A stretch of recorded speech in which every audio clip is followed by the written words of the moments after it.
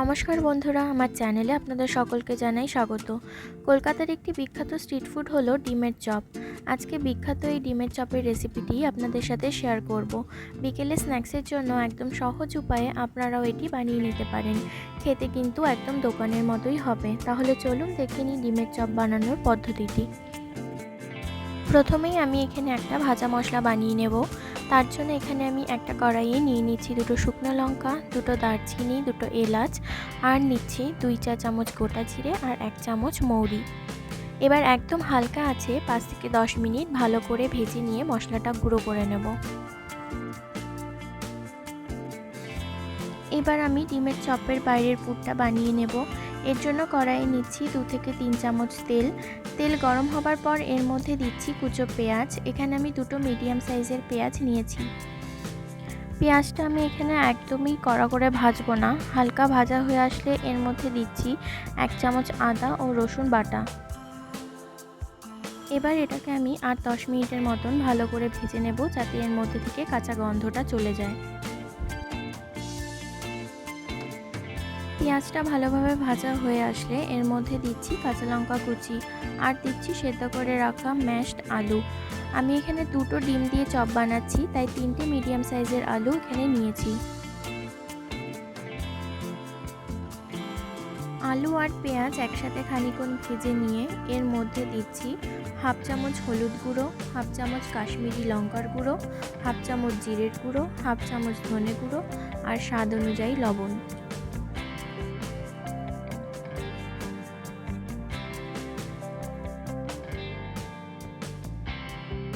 এবার মশলাটা ভালো করে আলুর সাথে মিশিয়ে নিচ্ছি।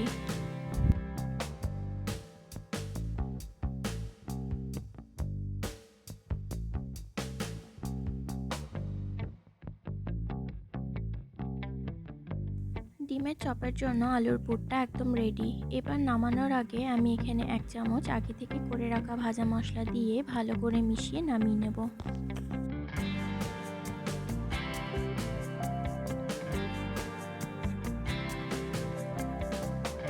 এখানে আমি দুটো ডিমকে মধ্যেখান দিয়ে কেটে 4টে ভাগ করে নিয়েছি। চপ বানানোর জন্য আমি এখানে মুরগির ডিম ব্যবহার করছি। এবার এর মধ্যে সামান্য লঙ্কা গুঁড়ো, লবণ ও গোলমরিচ দিয়ে মাখিয়ে রাখবো।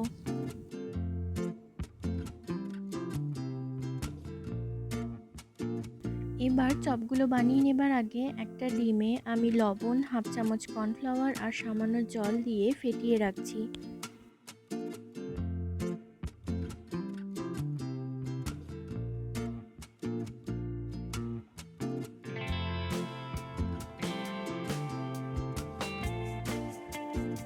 চপগুলো বানানোর জন্য প্রথমেই আমি আলুর পুরটা হাতে রেখে মধ্যেখানে ডিমটা রাখছি।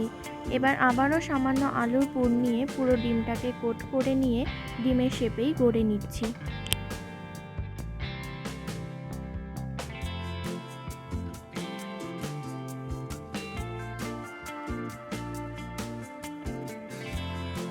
একইভাবে সবগুলো চপ আমি বানিয়ে নেব।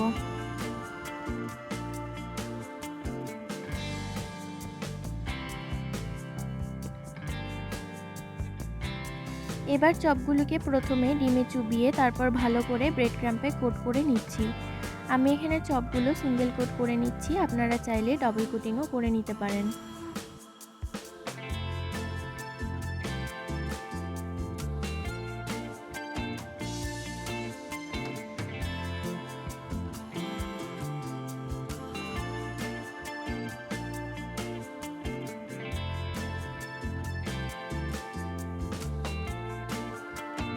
দেখতেই পাচ্ছেন চপগুলো ভাজার জন্য তৈরি। এবার তেল গরম হবার পর একটা করে চপ আমি ভালো করে ডিপ ফ্রাই করে নেব।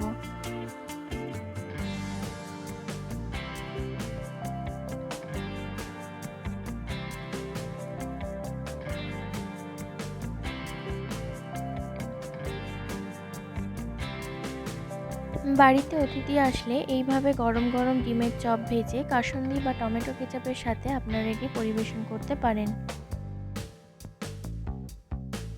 আমার এই রেসিপিটি আপনাদের কেমন লাগলো কমেন্ট করে জানাবেন। ভালো লাগলে লাইক ও শেয়ার করতে ভুলবেন না।